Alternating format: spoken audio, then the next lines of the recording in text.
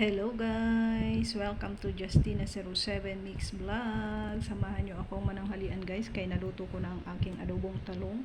Adobong talong, ayan, meron tayong ayan, mango orange juice, tubig, at ang aking kanin guys. So ayan, samahan nyo akong kumain ng pananghalian guys. To all my dear subscribers, shout out po sa aking mga silent viewers, sharers, likers, dear members, and super chatters. Shout out po guys sa inyong lahat. Good day sa inyo guys. Ayan, ang sarap ng aking pananghalian guys. Ang aking nilutong adobong talong na may pork garlic longganisa ang ating uulamin ngayon guys. So tara guys, samahan nyo akong kumain ng masarap kong pananghalian. Siyempre kailangan talaga na meron tayong juice.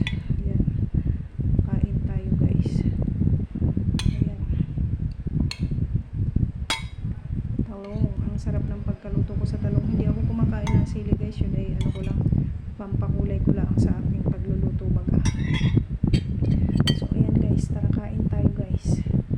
Sarap ng ating ulam, diba? Ang lambot ng aking adobong talong. Sarap po ng subo sa inyong lahat agad guys. Ayan, sarap po. Sarap guys. Napakasarap.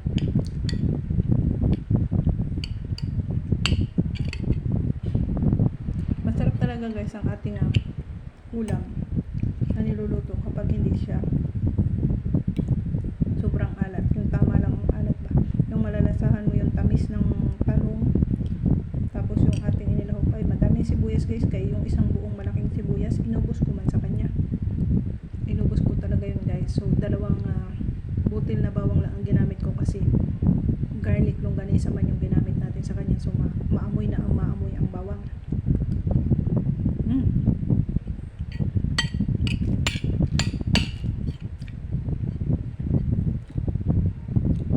Kain na din po kayo dyan guys. Thank you. Siyempre nag silent prayer tayo bago pa tayo sumubo guys. Silent prayer in our mind. Siyempre bilang pagpapasalamat na tayo sa oras-oras ng pagkain ay meron tayong pagkain sa ating plato. Meron tayong pagkain na nagbibigay lakas sa atin sa araw-araw guys. Ayan, ang sarap-sarap. So ano pang hinihintay mo? Try mo na din gawin ito. Napakabilis lang iluto guys, at may enjoy ng inyong family. Talagang napakasarap. Very affordable guys, very affordable.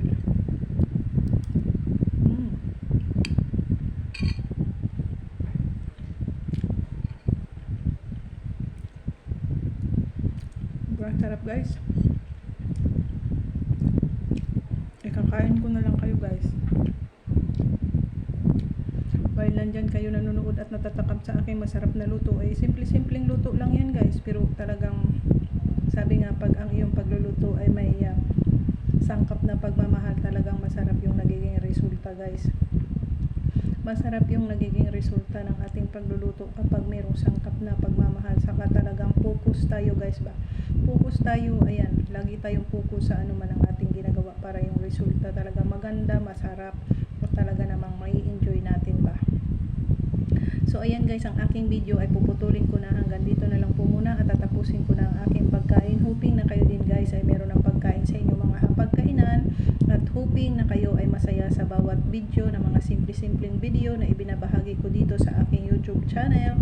Nawa ay nag-i-enjoy kayong manood, at nawa ay meron din po kayong natututunan sa mga simpleng lutuing ibinabahagi ko sa inyo guys. So hanggang dito na lang po ang ating video. Ayan, muli salamat sa inyong lahat, sa inyong suporta at paglablab kay Justina07 Mix Vlogs, and shout out po sa lahat ng mga kumakain ng adobong talong. Sa mga may hilig kumain ng mga simpleng ulam lamang ay masaya na.